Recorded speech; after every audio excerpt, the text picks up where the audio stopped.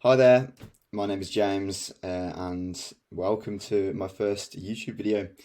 We're going to see how this goes, as it is my first time, so bear with me. But this channel is going to be mainly cold email and sales and booking appointments. Me and two of my business partners, we have an agency where we work with other agencies and B2B businesses and help them book more appointments with cold email and convert those appointments into sales. So yeah, this channel is going to be basically documenting how we do things. I don't want to come across like we know it all. We're not a multi-million pound business yet, at least, and we have a lot to learn. But I feel like we have value to offer, and I feel like we can help people. So I thought I'd put some free content together, and if someone appreciates it, if it can help some of you guys, then that's fantastic. And if not, then I guess I'm just talking to myself. So here we go. So in this video, I wanted to talk about a direction in which I think cold email is moving, and sort of a state of cold email as a whole. I mean, traditionally, so in terms of the tactics that were working, say 6 months ago, but not working as well anymore, and the conversions have certainly dropped. And business owners, they're being bombarded all day with the same offers. Everyone's offering the same stuff that they got from the same places. The same way that Facebook ads and marketing, words like that, or agency, were triggers, say a year ago. Now, the sort of the new tactics that we've been using, I've sort of replaced them, and they are now triggers. So we've all seen Charlie Morgan's videos. We've all read $100 million Offers by Alex Hormozi. Fantastic book. But yeah, we've all read it. We're all using the same sort of stuff, and even Looms now, which were a fantastic way to differentiate yourself, are now almost a trigger to put you straight in the spam folder. So in investing, a good rule of thumb is to watch what everyone else is doing and basically do the opposite. And if you don't separate yourself, you'll blend right in, and you won't be seen. Two different ways in which I think and have worked for us that have been effective to separate ourselves and to come across different to how everyone else is sort of using their cold emails. So the first thing, emails that are general and unpersonalized. And I know what you're thinking.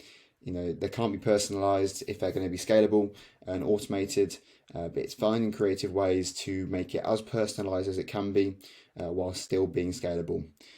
So what I recommend, start with a detailed client persona. Don't just write for realtors or for the niche as a whole.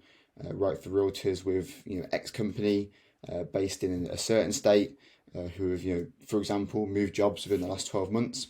And they may be struggling to build a network that can give them regular referrals. Most likely your copy is too broad, and you want to be really solving for a specific problem, and you want to let them know about the problem that you're there to help with. Most people, they're scared to go extremely narrow with their copy and their offer because they feel like they're going to alienate and exclude a large portion of the market, and you will. But it's still better to do that and to be really effective with a small group of people than it is to be washed out and mediocre with the entire market. So you can use filters like on Sales Navigator or Apollo to scrape leads that are as specific as possible, that matches client persona, and that you can personalize your copy around. So for example, on Sales Navigator, you can choose people who have moved jobs within the last 12 months. So yeah, and find ways to make the prospect feel as though you've written that email just to them alone, while still being scalable. So ideally you want to identify your client persona, write an email as if it's to an individual, and then make it scalable. So then make the small adjustments, as few as you can, to make it so you can send it and automate it. So for example, I'm looking for realtors with Huff Realty, or whatever company, and so you're based in Maine.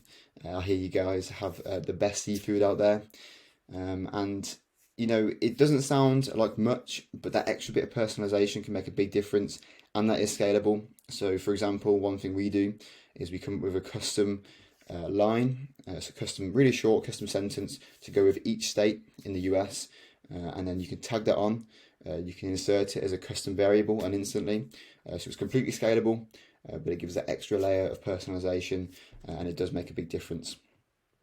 So second point, so people aren't offering value, or trying to understand a specific problem that the client is facing, just offering, the same outcome that everyone else is offering. So yeah, what can you do to separate yourself? So you can highlight a specific problem and offer value first before a call. So, for example, have your referrals dropped since the rise in interest rates last year? I'm reaching out because there's a strategy that you're not currently utilizing that is being used by loan officers at USA Mortgage and Loan Depot to close an extra 2 to 3 deals per month. Mind if I send over a video to explain? When you ask for a call, they know what it is. They know it's a sales call. They know you're going to try and sell them on there. If you instead highlight a specific problem and offer to help, offer to value, and it differentiates you significantly from what everyone else is doing. And I want to say, the traditional emails that we've been writing that have been extremely popular over the last 6 months or so, they weren't bad. In fact, they were really effective. The Charlie Morgan style ones, keeping it really short and sweet with a nice offer, guarantee, risk reversal. They were effective. They're just overplayed now. When everyone uses the same thing, that becomes the thing that's ineffective, and you have to change it up. The market moves very quickly, and if you don't change up your strategy, you can be left behind. And like I just said, CTAs that don't ask for a call, everyone asks for a call, and they know exactly what it is. So offer to send them over some more information that's actually personalized and can really help them. Offer to send over a video that's personalized.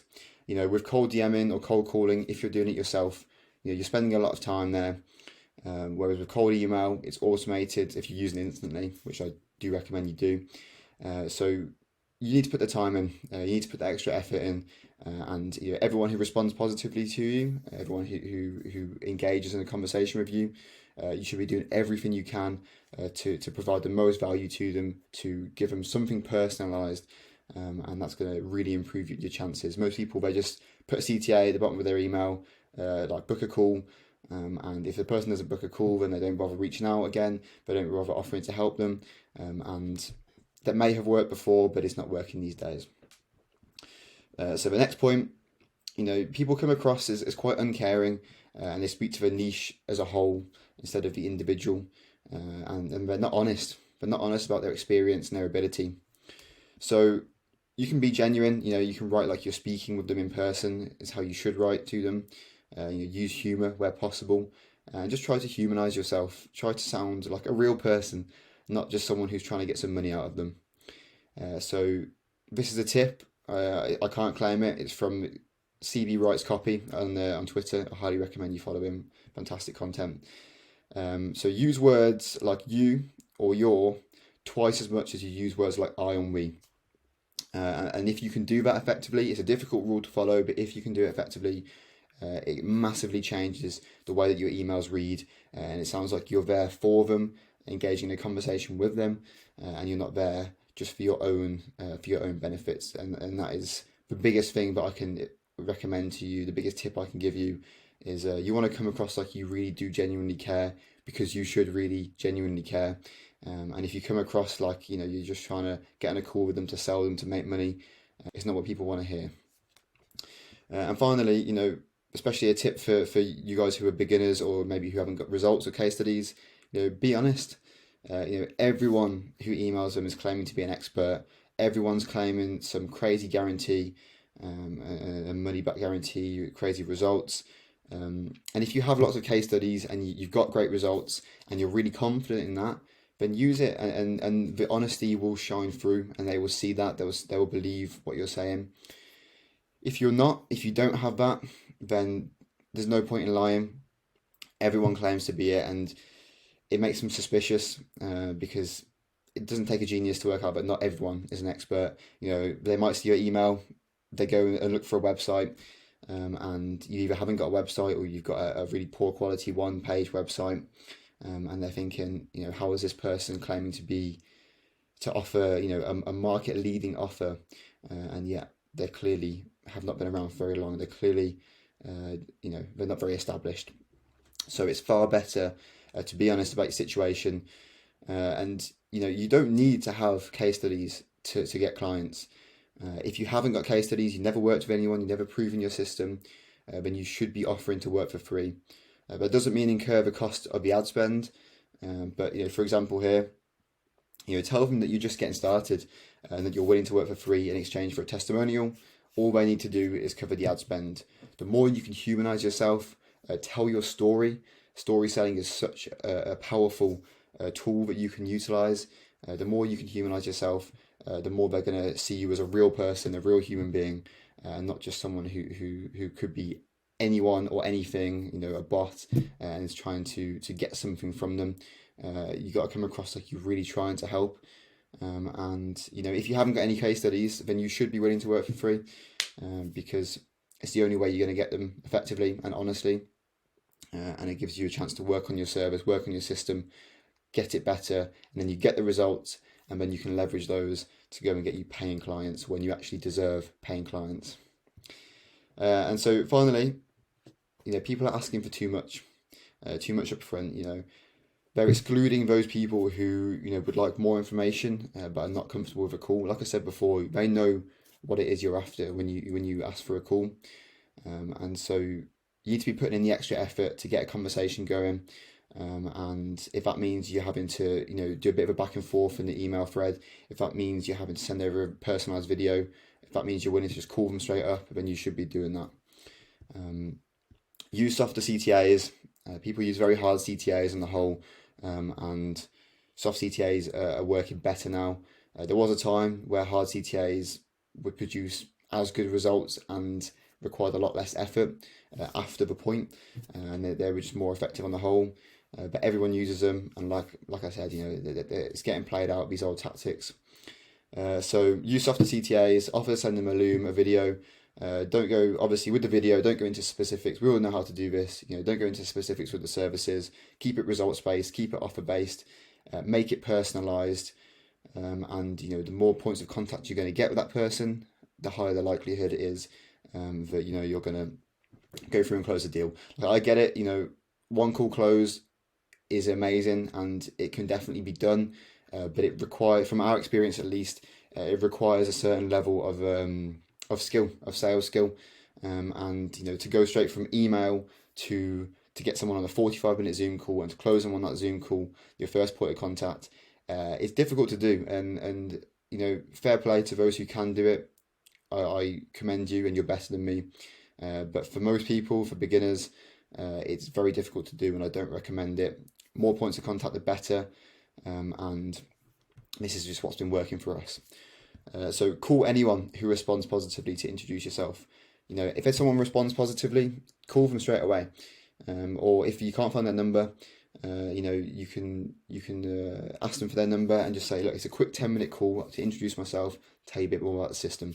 It's a lot easier for them to say yes to that than it is for them to agree to a 45-minute Zoom call with someone who they don't know. And you're going to get a lot more yeses, a lot more people on the phone. And this is how we actually run all our systems. We do 2 call closes, where the first call is a quick call on the phone, not on Zoom. We qualify them, we tell them a bit about the system, and we make sure they're a good fit. And we get to sort of introduce ourselves and build some rapport before then booking them in for the closing call on Zoom or Google Meets.